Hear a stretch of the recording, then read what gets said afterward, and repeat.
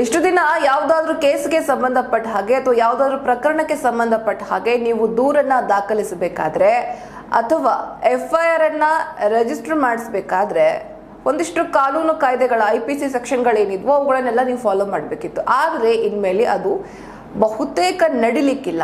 ಯಾಕೆ ಅಂತ ಅಂದ್ರೆ ಜುಲೈ 1ನೇ ತಾರೀಕಿನಿಂದ ಈ ಎಲ್ಲ ಕಾಯ್ದೆಗಳು ಬದಲಾಗಲಿವೆ ಅನ್ನುವಂತಹ ಮಾಹಿತಿ ಸಿಗ್ತಾ ಇದ್ದಾವೆ. ಈ ಒಂದು ಮಾಹಿತಿಯನ್ನ ಬೆಂಗಳೂರಿನ ಆಯುಕ್ತರು ಕೊಟ್ಟಿರುವಂತದ್ದು. ಬಿ ದಯಾನಂದ್ ಅನ್ನುವಂಥವ್ರು ಪೊಲೀಸ್ ಆಯುಕ್ತರು. ಇವರು ದೇಶದಲ್ಲಿ ಜುಲೈ 1ರಿಂದ 3 ಹೊಸ ಕಾನೂನುಗಳ ಅನುಷ್ಠಾನವಾಗೋದ್ರಿಂದ ನಗರದ ಎಲ್ಲಾ ಪೊಲೀಸ್ ಅಧಿಕಾರಿಗಳು ಹಾಗೂ ಸಿಬ್ಬಂದಿಗಳು ಈ ನೂತನ ಕಾನೂನುಗಳ ಬಗ್ಗೆ ಸಮರ್ಪಕವಾಗಿ ತಿಳಿದುಕೊಳ್ಬೇಕು ಅಂತ ನಗರ ಪೊಲೀಸ್ ಆಯುಕ್ತರಾದ ಬಿ ದಯಾನಂದ್ ರವರು ತಿಳಿಸಿದ್ದಾರೆ.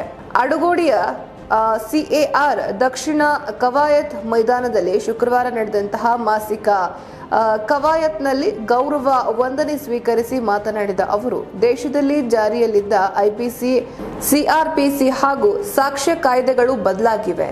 ಈ 3 ಕಾಯ್ದೆಗಳು ಬದಲಾಗಿ ಭಾರತೀಯ ನ್ಯಾಯ ಸಂಹಿತೆ, ಭಾರತೀಯ ನಾಗರಿಕ ಸುರಕ್ಷತಾ ಸಂಹಿತೆ ಹಾಗೂ ಭಾರತೀಯ ಸಾಕ್ಷ್ಯ ಸಂಹಿತೆ ರಚಿಸಲಾಗಿದೆ. ಈ 3 ಕಾಯ್ದೆಗಳು ಜುಲೈ 1ರಿಂದ ಅನುಷ್ಠಾನಗೊಳ್ಳಲಿದೆ ಅಂತ ಹೇಳಿದ್ದಾರೆ. ಹೊಸ ಕಾಯ್ದೆಯಡಿ ಪ್ರಕರಣ ದಾಖಲು ಮಾಡುವಾಗ ಸಾರ್ವಜನಿಕರು ಜುಲೈ 1ರಿಂದ ಪೊಲೀಸ್ ಠಾಣೆಗೆ ಬಂದು ದೂರನ್ನ ನೀಡಬೇಕಾದ್ರೆ ನೂತನ ಕಾನೂನುಗಳ ಬಗ್ಗೆ ಜನರಿಗೆ ಮಾಹಿತಿಯನ್ನ ಕೊಡಿ. ನೂತನ ಕಾನೂನುಗಳ ಅನ್ವಯ FIR ಅನ್ನ ದಾಖಲಿಸಬೇಕಾಗುತ್ತೆ. ಹೀಗಾಗಿ ಪೊಲೀಸ್ ಅಧಿಕಾರಿಗಳು ಯಾವ ಕಾಯ್ದೆಯಡಿ ಪ್ರಕರಣ ದಾಖಲಿಸಬೇಕು ಎಂಬುದರ ಬಗ್ಗೆ ಯಾವುದೇ ಸಂಶಯವಿಲ್ಲದೆ ತಮಗೆ ಗೊತ್ತಿರುವಂತಹ ಸಮಗ್ರ ಮಾಹಿತಿಯನ್ನ ಅರ್ಥೈಸ್ಕೊಳ್ಬೇಕು, ಅದನ್ನ ತಿಳಿದುಕೊಳ್ಬೇಕು ಅಂತ ಹೇಳಿದ್ದಾರೆ. ಸಾರ್ವಜನಿಕರಿಗೆ ಯಾವುದೇ ತೊಂದರೆ ಆಗದಂತೆ FIR ಅನ್ನ ದಾಖಲಿಸಬೇಕು. ನ್ಯಾಯಾಲಯಗಳಲ್ಲಿ ಇಲಾಖೆಯ ಹೆಸರು ಅಥವಾ ಇಲಾಖೆ ಮುಜುಗರವಾಗದಂತೆ ACP ಮಟ್ಟದ ಅಧಿಕಾರಿಗಳ ಗಮನ ಹರಿಸಬೇಕು ಅಂತ ಬಿ ದಯಾನಂದ್ ಸೂಚಿಸಿದ್ದಾರೆ. ಬೆಂಗಳೂರು ಪೊಲೀಸರು ಅಂದ್ರೆ ಒಂದ್ ರೀತಿ ನಗರದಲ್ಲಿ ಅಥವಾ ಇಡೀ ದೇಶದಲ್ಲಿ ತುಂಬಾ ಫಾಸ್ಟ್ ಆಗಿ ಚುರುಕಾಗಿ ಕೆಲಸ ಮಾಡುವಂತಹ ಒಂದು ಪೊಲೀಸ್ ಇಲಾಖೆ ಅಂತ ಅನಿಸ್ಕೊಂಡಿದೆ ಅಥವಾ ಒಂದು ಹೆಗ್ಗಳಿಕೆಗೆ ಪಾತ್ರವಾಗಿದೆ. ಯಾವುದೇ ಒಂದು ಪ್ರಕರಣವನ್ನು ತುಂಬಾ ಫಾಸ್ಟ್ ಆಗಿ ಇತ್ಯರ್ಥಗೊಳಿಸ್ತಾರೆ, ಅದನ್ನ ಸಾಲ್ವ್ ಮಾಡ್ತಾರೆ ಅಂತ. ಆದ್ರೆ ಇನ್ನೂವರೆಗೂ ಕೂಡ ಈ ಹುಸಿ ಮೇಲ್ ಏನ್ ಬಂದಿತ್ತು, ಬಾಂಬ್ ಬೆದರಿಕೆಗಳೇನ್ ಬಂದಿದ್ವು, ಆ ಬಾಂಬ್ ಬೆದರಿಕೆಗಳನ್ನ ಕಳಿಸಿದ್ದಾರು, ಎಲ್ಲಿಂದ ಬಂತು ಅನ್ನೋದು ಇನ್ನೂವರೆಗೂ ಕೂಡ ಬೆಂಗಳೂರು ಪೊಲೀಸರಿಗೆ ಕಂಡು ಹಿಡಿಯೋದಕ್ಕಾಗಿಲ್ಲ. ಬೆಂಗಳೂರು ಪೊಲೀಸ್ ಅಂದ್ರೇನೆ ದೇಶದಲ್ಲೇ ಬೆಸ್ಟ್ ಕಾಪ್ ಅನ್ನೋ ಹೆಗ್ಗಳಿಕೆ ಇದೆ. ಇಂತಹ ಗಂಭೀರ ಪ್ರಕರಣವಾದರೂ ಕೂಡ ತನಿಖೆ ಕೈಗೆತ್ತಿಕೊಂಡ್ರೆ ಸಾಕು, ಕೃತ್ಯದ ಅಸಲಿ ಕಾರಣದ ಜೊತೆಗೆ ಆರೋಪಿಗಳನ್ನ ಸಹ ಬಂಧಿಸಿ ಚಾಕಚಕ್ಯತೆಯನ್ನ ತೋರಿಸಿರ್ತಾರೆ.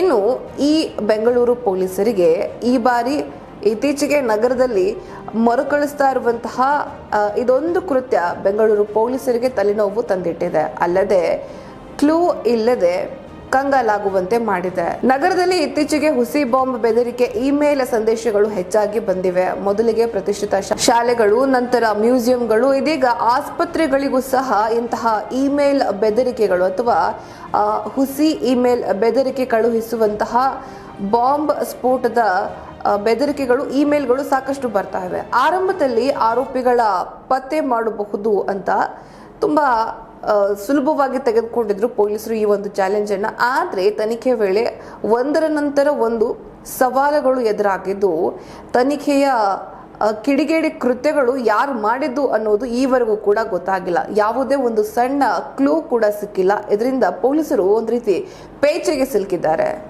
ರಾಜ್ಯದಲ್ಲಿ ಲೋಕಸಭೆ ಚುನಾವಣೆ ಮುಕ್ತಾಯಗೊಂಡ ಹಿನ್ನೆಲೆ ಮುಖ್ಯಮಂತ್ರಿ ಸಿದ್ದರಾಮಯ್ಯನವರು ಇದೀಗ ಸುದೀರ್ಘ ಚರ್ಚೆಯೊಂದನ್ನು ನಡೆಸಿದ್ದಾರೆ. ನಮ್ಮ ರಾಜ್ಯಕ್ಕೆ ಅಗತ್ಯವಾಗಿ ಏನೇನು ಬೇಕು ಇವಾಗ ಆ ಎಲ್ಲ ವಿಚಾರಗಳ ಮತ್ತು ಆ ಎಲ್ಲ ಇಲಾಖೆಯ ಅಧಿಕಾರಿಗಳನ್ನ ಕರೆಸಿ ಆಯಾ ಇಲಾಖೆಗೆ ಸಂಬಂಧಪಟ್ಟಂತಹ ವಿಷಯಗಳ ಕುರಿತು ಚರ್ಚೆಯನ್ನ ನಡೆಸಿದ್ದಾರೆ. ವಿವಿಧ ಇಲಾಖೆಗಳ ಸಚಿವರು ಹಾಗೂ ಅಧಿಕಾರಿಗಳೊಂದಿಗೆ ಸುದೀರ್ಘ ಸಭೆಯನ್ನ ನಡೆಸಿದ್ದು, ಬರ ಪರಿಹಾರ, ಪೂರ್ವ ಮುಂಗಾರು ಮಳೆಯ ಬಿತ್ತನೆ ಚಟುವಟಿಕೆಗಾಗಿ ಬಿತ್ತನೆ ಬೀಜ ಹಾಗೂ ರಸಗೊಬ್ಬರ ವ್ಯವಸ್ಥೆ ಮಾಡಿಕೊಳ್ಳುವಂತೆ ಅಧಿಕಾರಿಗಳಿಗೆ ಕಟ್ಟುನಿಟ್ಟಿನ ಸೂಚನೆಯನ್ನ ನೀಡಿದ್ದಾರೆ. ಜೊತೆಗೆ ರಾಜ್ಯದಲ್ಲಿ ಲೋಕಸಭೆ ಚುನಾವಣೆ ಮುಗಿದ 10 ದಿನಗಳ ಬಳಿಕ ಚುನಾವಣಾ ಆಯೋಗದ ನೀತಿ ಸಂಹಿತೆಯ ಕೆಲ ನಿಯಮಗಳನ್ನು ಸಡಿಲಗೊಳಿಸಲಾಗಿದೆ. ಇದರ ಬೆನ್ನಲ್ಲೇ ಮುಖ್ಯಮಂತ್ರಿ ಸಿದ್ದರಾಮಯ್ಯ ವಿಧಾನಸೌಧದಲ್ಲಿ ಶುಕ್ರವಾರ 2.5 ತಾಸಿನ ಸುದೀರ್ಘ ಸಭೆಯನ್ನ ನಡೆಸಿದ್ರು. ಸಭೆಯಲ್ಲಿ ಬೆಳೆಹಾನಿ ಪರಿಹಾರ ಹಾಗೂ ಬಿತ್ತನೆ ಚಟುವಟಿಕೆ ಬಗ್ಗೆ ಕಂದಾಯ ಇಲಾಖೆ ಮತ್ತು ಕೃಷಿ ಇಲಾಖೆ ಅಧಿಕಾರಿಗಳಿಂದ ಮಾಹಿತಿಯನ್ನ ಪಡೆದುಕೊಂಡ್ರು.